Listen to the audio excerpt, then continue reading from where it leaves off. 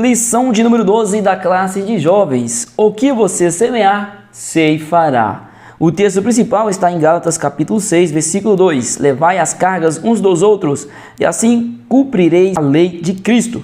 Resumo da lição: a espiritualidade também é fruto daquilo que se planta, seja na carne, seja no espírito. A lei da semeadura, talvez alguns já conheçam, né? Que aquilo que nós plantamos, nós colheremos. Não é possível plantar feijão e colher milho. Esta foi a forma que Paulo ensinou aos irmãos da Galácia sobre esta questão, né? Aquilo que nós realizamos hoje, futuramente nós colheremos o fruto, seja ele bom, seja ele mal. Portanto, essa lição trará o entendimento aos nossos alunos que é importantíssimo que eles sejam vigilantes quanto às suas ações e que assim pratiquem obras boas e sejam abençoados.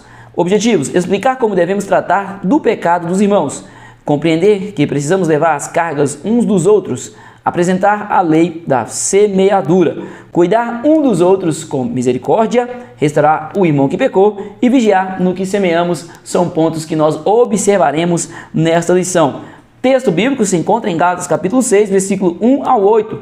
Faça essa leitura em sala de aula para que todos tenham um entendimento completo da lição. A introdução nos traz o entendimento, mais uma vez então, sobre quando Paulo pregava ali aos Gálatas falando da liberdade cristã, daquele que é salvo em Cristo, que agora ele precisa viver essa novidade sem se preocupar com obras humanas. Paulo já tem aqui combatido os judaizantes que estavam perturbando os irmãos da igreja na pregação do evangelho. Os irmãos pregavam o evangelho de Cristo Jesus, mas os judaizantes ali queriam adicionar obras humanas para que as pessoas pudessem ser salvas, levando as pessoas ao engano e à perdição. Sendo assim, então, eles entendendo que a liberdade cristã é algo maravilhoso, eles precisariam também estar vigilantes quanto às ações que praticavam perante o Senhor, perante os seus amados irmãos. Como tratar o irmão que pecou? Como eles deveriam? Paulo ensinou. Como pensar o que é correto sobre nós mesmos? Paulo ensinou, ele chamou a atenção da igreja. Como ter cuidado com o que plantamos, já que colheremos depois. Tudo isso Paulo ensinou e nós vamos entrar aqui na lição e entender. Ponto 1, então, como tratar dos pecados dos irmãos, subtópico 1. A possibilidade de se cometer um pecado. Paulo nos diz que é possível que um irmão na fé peque, erre. É possível, é muito possível, né? Nós erramos, sim, somos falhos, nós buscamos fazer o certo como servos do Senhor, buscamos fazer o certo. Mas, na caminhada, muitas das vezes, nós erramos, falhamos por um acidente, por uma situação, nós falhamos. Então, Paulo lembra que o irmão que errou, ele precisa ser bem tratado. Ele precisa de tratamento, mas ele precisará de um bom tratamento para que ele permaneça na presença de Deus, para que não saia do caminho, para que não perca a sua salvação por causa de, muitas das vezes, não ser acolhido em um momento triste da sua vida, da sua caminhada. E isso é algo que acontece muito nos dias de hoje. Muitas das vezes a pessoa é abandonada. Ela errou, cometeu algo grave, feio, muitas das vezes, né, para o nosso entendimento. O nosso entendimento que é limitado, né? Porque o Senhor, ele amou a todos e ele perdoou todos aqueles que chegarem arrependidos. Então nós não temos este poder de rejeitar alguém, né? Nós não podemos fazer assim porque Cristo espera o oposto de nós. Portanto, as pessoas erram, nós erramos. Essa lição também falará sobre essa questão, né? De nós também erramos. Em um momento nós estamos vendo alguém falhar, mas pode ser que lá no futuro nós falhemos também, ou pode ser que já falhamos na mesma situação no passado. Então, que o cuidado ao não julgarmos. O que é necessário ao pecador aqui, então, é a restauração. A palavra restaurar, no grego, é catartizo, se não me engano aqui, né? Não sou um estudioso do grego, mas esta palavra trazia a ideia de colocar no lugar um osso que havia saído do lugar. A palavra restaurar ali no idioma grego, ele tinha este entendimento, né? Quebrou o braço ali, por exemplo. Então o osso saía, e para colocar esse osso de volta era algo bastante doloroso. Quem já quebrou algum membro aí sabe que é muito doloroso essa situação. Então era necessário que restaurasse o corpo, que colocasse de volta no lugar. E a restauração para o cristão muitas vezes será realmente dolorosa, dura de lidar, mas é necessária, e o importante é que seja realizado o mais breve possível, para que o irmão não se perca e porque Jesus está voltando. Nós precisamos hoje tomarmos a atitude de fazermos aquilo que é correto. Mesmo como cristãos nascidos de novo, precisamos da ajuda do nosso irmão, do nosso próximo, em alguns momentos difíceis. A restauração de irmão que pecou e se arrependeu começa na casa de Deus e na comunhão dos santos. Veja bem, começa na casa de Deus, a pessoa procurará o seu líder pastor, né, o seu pastor ali, para que o escute, para que ele confesse o seu pecado e peça ajuda do seu amado pastor. O pastor, tendo ciência, ele então instruirá o seu liderado, ali, esta ovelha, para que não cometa o erro e mostrará caminhos para que essa pessoa se aproxime do Senhor novamente. Mas é importantíssimo também a participação dos irmãos, da comunhão, né? Dos irmãos estarem juntos com este amado irmão neste momento tão triste de sua vida. E não falar o seguinte: está assim porque pecou, fez isso porque não observou, porque não participa da escola e blá blá blá. Não, de forma alguma poderemos agir desta maneira. Pelo contrário, meu irmão, o Senhor vai te fortalecer. Venha para a escola bíblica, vamos ouvir mais a palavra de Deus, que essas situações, através do ensino da palavra de Deus, nós poderemos entender melhor e contornar como lidar com a tentação. Abraça esse irmão, receba ele com amor em sua presença e não faça o contrário. O que aconteceu muitas das vezes foi que pessoas foram rejeitadas pelos irmãos, como se essa pessoa fosse pior do que ela, né? Nós não somos, nós somos iguais, né? Estamos na mesma situação. O que diz lá em Romanos 3:23? Todos pecaram e carecem do perdão, que carecem de Deus, que precisam de Jesus. É isso que está falando, é isso que a palavra do Senhor Jesus, que a palavra do nosso Deus fala para nós. Então a restauração de irmão começa na casa de Deus e na comunhão dos irmãos. É certo que a casa em que a disciplina da igreja vai existir, então pode ser que a situação ali, o pastor aplique a disciplina, faça o que for necessário para que a pessoa tenha o entendimento. É para que a pessoa tenha o entendimento da real situação, da gravidade da situação, não é para o afastamento deste irmão. Número 2, né? Subtópico 2, o que define uma pessoa espiritual. A vida espiritual do cristão é um tema muito discutido na atualidade. No entanto, não é algo exclusivo do nosso tempo. No passado, os irmãos também discutiam sobre a questão espiritual. E o que é a questão espiritual? É aquilo que nos conecta com Deus. Para nós cristãos, é exatamente isso, a nossa conexão, a nossa comunhão com Deus, a nossa espiritualidade com Deus Todo-Poderoso. E é o caminho, este é o único caminho. Mas o ímpio procura conectar-se com alguém, ou com um ser, muitas das vezes, que não é Deus. Ele procurará vários caminhos. Portanto, a igreja está aí para mostrar a verdade. Procuram divindades, procuram outras formas aí, né, de ter a sua conexão. Mas a melhor, a única opção que é boa é Jesus Cristo. Ele é o mediador que nos trará a comunhão verdadeira com o nosso Deus, que terá em nós, né, que proporcionará na nossa vida, na nossa alma, uma mudança, uma paz, uma alegria, o desejo de estar na presença de Deus. Um espírito de mansidão é apresentado por Paulo. É provável que esse conselho tenha mais importância em nossos dias. É necessário um espírito de mansidão para ter paz em momentos em que nós seremos tentados, em que o inimigo irá plantar, né, que na verdade ele vai querer plantar em nós a semente da confusão. São muitas contendas, muitas disputas nas redes sociais, na internet, fazendo com que muitas vezes cristãos fiquem sem saber o que fazer. E neste momento é necessário que esse espírito de mansidão, justamente para que ele tenha o que? Domínio próprio.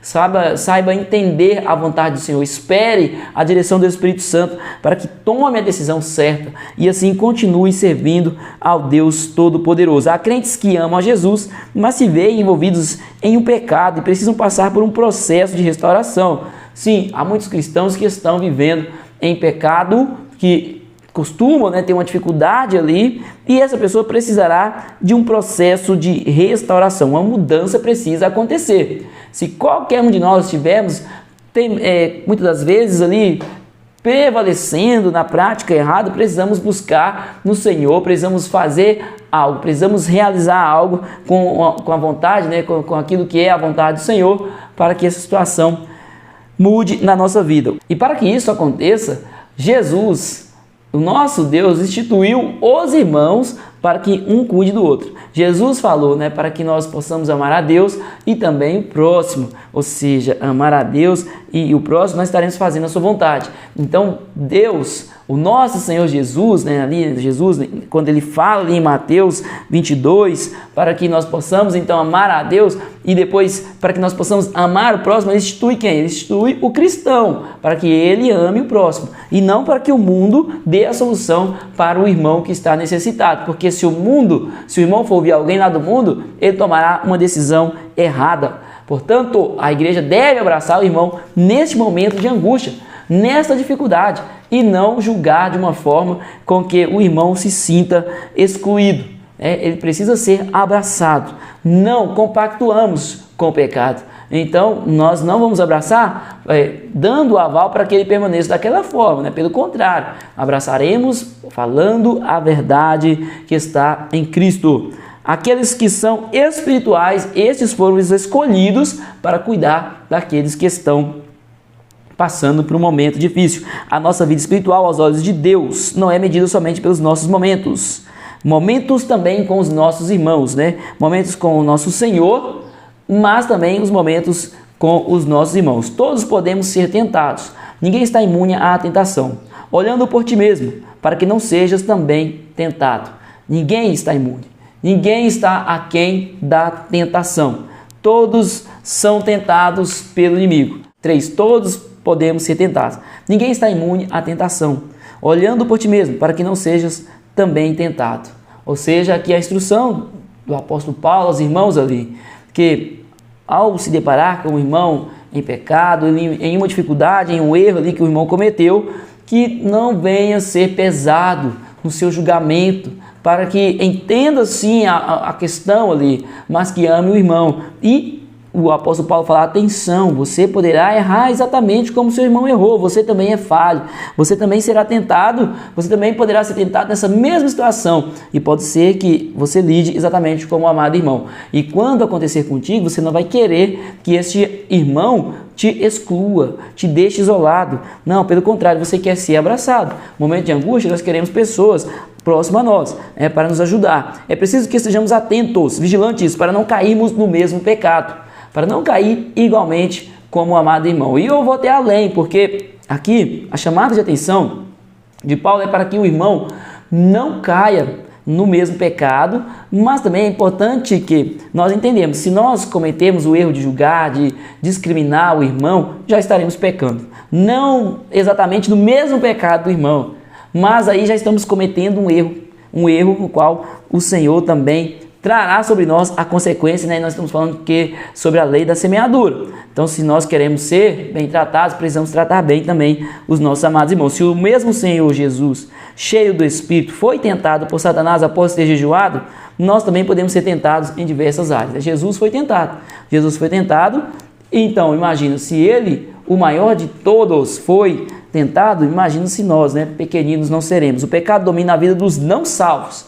O pecado, ele é algo que o ímpio costuma praticar. Nós, servos do Senhor, vivemos a verdade, vivemos em retidão, observamos a palavra do Senhor, temos a nossa vida purificada, não nos moldamos com este mundo, vivemos a vontade do Pai, somos separados, andamos na contramão do mundo, realizamos os desejos de Deus, realizamos a vontade do Senhor, andamos em espírito e não praticando as obras da carne. O cristão é totalmente diferente do ímpio. Ele vive para agradar ao Senhor. E o ímpio vive para viver as suas próprias obras da carne, agradando a Satanás. Irmãos podem corrigir uns aos outros. E a igreja espiritual incentiva que os espirituais possam corrigir os seus irmãos que falham. Lógico que sempre com muita sabedoria nesses momentos. Sim, a Bíblia fala dos irmãos admoestando um ao outro. Hebreus 10, 25, ali também cita sobre essa questão de um admoestar, de um fortalecer, ajudar, exortar o outro. Mas isso deve ser feito com sabedoria, porque até mesmo a boa intenção deve também ter sabedoria ali na hora de tratar com o problema, porque a omissão, ela é ruim também. Que a pessoa está precisando de ajuda e nós não ajudamos. A exclusão é pior ainda. E quando vamos tratar com a verdade, que é o certo, precisamos da sabedoria neste momento. Porque se no momento de falarmos a verdade, nós não tivermos a sabedoria, podemos fazer cometer o mesmo erro daquele que exclui. Tópico 2. Levai as cargas uns dos outros. Levai as cargas uns dos outros é o subtópico 1 também. A palavra carga é a tradução da palavra grega baros, que traz a ideia de um fardo. Então, levai o fardo um do outro, ajudai o outro na caminhada cristã. Não é a representação de pecado, mas de uma pressão, provação que o amado irmão pode estar passando. Então ajude-o a levar. Se tem um irmão enfermo, ajude-o na sua luta. Se tem um irmão internado ali, ou alguém que ele ama internado, acompanhe, ajude-o, se preocupe, esteja junto, visite. Se tem um irmão que não está indo na igreja, vá atrás dele. Se tem um irmão que está temendo por alguma situação da vida, preocupe-se em ajudá-lo. Faça aquilo que é a vontade de Deus. Que os nossos jovens possam crescer com esse entendimento de que a igreja age desta forma. Nós vivemos uma época de muito egoísmo, as pessoas se preocupando consigo mesmo, cada vez mais se preocupando em agradar a si mesmo, muitas das vezes em ser famosos, ricos, em ter uma carreira. Mas para ser abençoado é preciso observar esses mandamentos, o mandamento que Jesus Cristo resumiu: amar o Senhor teu Deus, amar o próximo como a ti mesmo, e assim serão abençoados. Assim serão abençoados.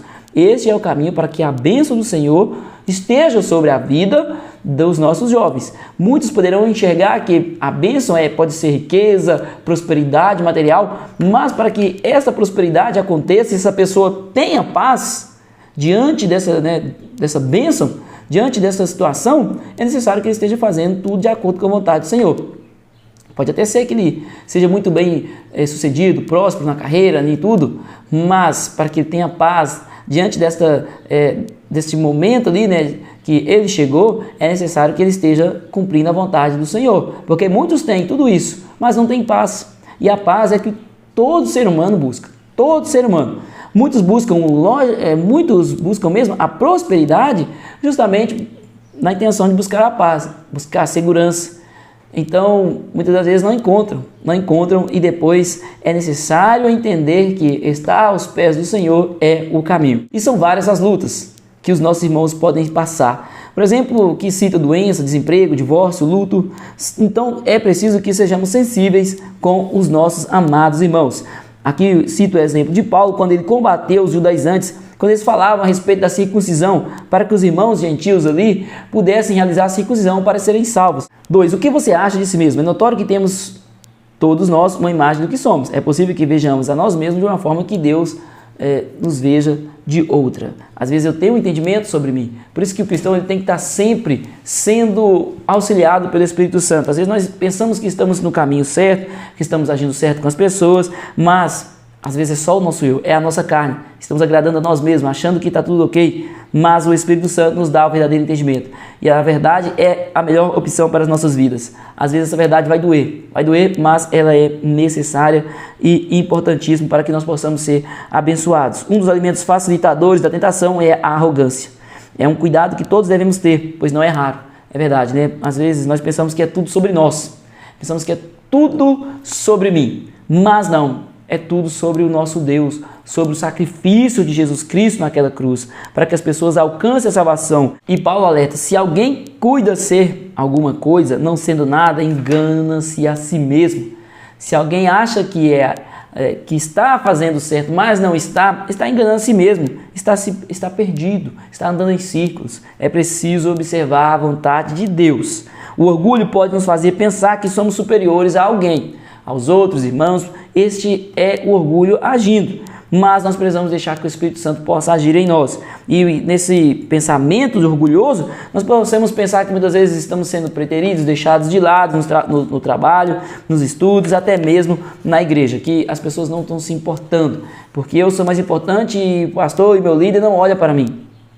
Mas nós não somos, nós estamos na mesma situação.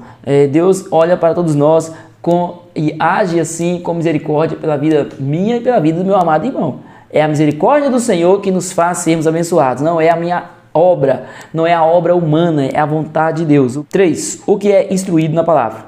Uma pessoa que é abençoada, recebendo o ensino das Escrituras, deve ter uma mente e um coração aberto à generosidade. O cristão precisa amar o próximo. E amar o próximo, ele precisa praticar o amor genuíno, sendo generoso, olhando para a luta do irmão, olhando para a necessidade daquele momento e agindo, né? Não é só olhar e ver o problema, não. É ver o problema e tratar, querer ajudar o irmão a tratar este problema. Uma pessoa espiritual compartilha o que possui com outras pessoas. E no caso do ensino bíblico, isto é uma ordenança. E o que é instruído na palavra, reparta de todos os seus bens com aquele que o instrui. Isto é uma ordem. Aquele que é espiritual precisa compartilhar o seu amor com outras pessoas, porque foi assim que Jesus agiu. Ele é puro amor, ele é amor. Ele agiu sendo amoroso por nós, sendo misericordioso conosco, e porque nós agiremos de maneira diferente. E quem ensina precisa se qualificar, estudar, aprender e usar o seu conhecimento para o crescimento do reino de Deus. Levar a verdade é a melhor forma de ajudarmos as pessoas. Podemos ajudar, sim, de várias outras formas. Sim, óbvio que nós precisamos, né? Devemos ajudar também os nossos irmãos com alimento, ajudar um missionário distante, ajudar ali, né? Precisamos agir em todas as áreas. Mas o principal certamente é a salvação em Cristo Jesus. Pode faltar o que for, mas estando em Cristo, isso é o que importa, né? Chegará o dia em que o Senhor vier para buscar a sua igreja e nós iremos ao céu. Isto é, né, todo o sofrimento aqui da terra, toda falta será suprida na presença de Deus quando Ele nos levar para morar consigo. 3. Colhendo o que se planta. Deus não se deixa escarnecer. De Deus não se zomba, né? É isso que quer dizer essa palavra. Deus não se deixa escarnecer. Em nossos dias, muitas pessoas estão brincando, zombando com aquilo que é santo, achando que Deus é de brincadeira, que Deus perdoará os nossos erros, nós agindo de qualquer forma, sem arrependimento. Deus é bonzinho. Deus não, que isso? Deus, ele... E outro, você pode buscar, você põe Deus na parede, pede para Ele isso, porque você é crente, você merece isso. Tem pessoas pregando isso, mas é totalmente o contrário. Deus, ele é amor, mas ele também é justiça. E ele abençoa segundo a sua vontade. Ele abençoa segundo a nossa também humildade, total dependência dele, quando nós declaramos que somos dependentes do Senhor. Ele não obedece às vontades humanas. Ele olha para nós. Ele olha para nós e age com misericórdia. Cremos na misericórdia do Senhor. É isso que nós acreditamos. Que o Senhor está nos abençoando hoje porque Ele teve misericórdia de nós. Nós cremos sim na Sua presença quando o buscamos. Por isso nós devemos sim buscar o Senhor, mas com humildade. Com humildade buscando o Senhor. E cremos no poder do Senhor de nos dar aquilo que precisamos. Mas, mais uma vez, buscamos ao Senhor com humildade, com singeleza, né? Com coração simples, voltado para o Senhor, entendendo que se não for Ele por nós, nós não somos capazes de trilhar o seu caminho. 2. Plantando e colhendo o que o homem semeia, isso haverá de colher. A lei da semeadura ela é opcional. Se eu quero comer, por exemplo, feijão aqui no meu quintal, eu vou ter que plantar o feijão. Isto é opcional. Se eu não quiser comer daqui, eu vou lá e compro. Isto é opcional. Mas a colheita ela é obrigatória. A colheita é obrigatória. Se eu plantar, o feijão vai nascer. Eu vou ter que colher depois, né? Ou ele vai continuar brotando ali e vai acontecendo, né? Então, a semeadura, ela é opcional. Se eu plantar coisas boas, por exemplo, aqui, né, levando aqui para aquilo que Paulo quer mostrar para os irmãos ali, que se eu fizer obras boas, eu também colherei as obras boas. Muitas das vezes, né? Às vezes, pode ser que em um determinado momento, pode ser que nem sempre aquela pessoa que você abençoou, seja ela te abençoar. Mas certo é que Deus viu o que você fez e Deus, Ele cuidará de ti. Ele cuidará de nós. Né? Muitas vezes as pessoas estão esperando que a pessoa que ajudou o ajude em seu momento de angústia. Mas o que nós temos que enxergar é que Deus está cuidando de nós e nós realizamos a sua vontade ao cuidar do próximo. E Deus, muitas das vezes, não vai usar nem aquele lá mesmo que você ajudou. Usará outra pessoa. Alguém que às vezes você nem imagina. E a pessoa que planta, que realiza o mal, ela sofrerá também com a sua maldade. Haverá consequência. Deve-se ter em mente que há uma lacuna de tempo entre a semeadura e a colheita. Existe um tempo. Às vezes o que eu planto posso colher breve, mas pode ser que demore muito tempo para que eu possa colher. Certo é que um dia nos alcançará esta resposta de acordo com o ato que eu realizei. Essa é a lei da semeadura, né? Então vamos plantar, vamos fazer, vamos incentivar os nossos jovens a viver a vontade do Senhor de uma forma digna. Carne e espírito é o subtópico 3, é carne e espírito como campos da semeadura. A carne e o espírito são terrenos férteis para serem semeados. O que é que nós vamos dar o espaço para que possa ter a semente? A carne ou o espírito?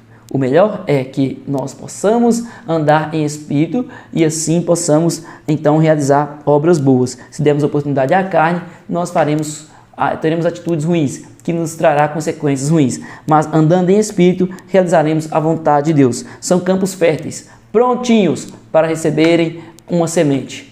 A semente, que essa semente seja boa na vida de todos nós. É preciso tomar uma decisão, semear na carne e colher obras da carne, ou semear no Espírito e colher o fruto do Espírito.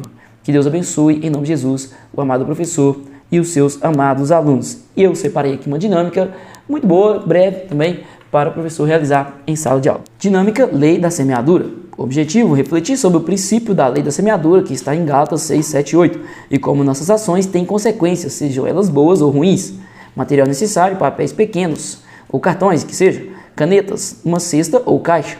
Introdução, comece com uma breve explicação sobre o conceito da lei da semeadura que nós explicamos na lição, né? Então não terá dificuldade para o professor explicar isso. Gálatas 6, 7 a 8 nos ensina que o que o homem semear, isso também colherá. Semear boas ações com amor, respeito e bondade traz frutos positivos, enquanto semear ações ruins, como mentir, ser egoísta ou cruel, leva a consequências negativas. Explique isso, então faça essa breve explicação para irmos à ação da dinâmica. Semeadura. Distribua papéis ou cartões para os jovens. Peçam que escreva em cada papel uma ação positiva e uma ação negativa. Por exemplo, positiva, ajudar alguém sem esperar nada em troca. E a negativa, mentir para escapar de uma situação.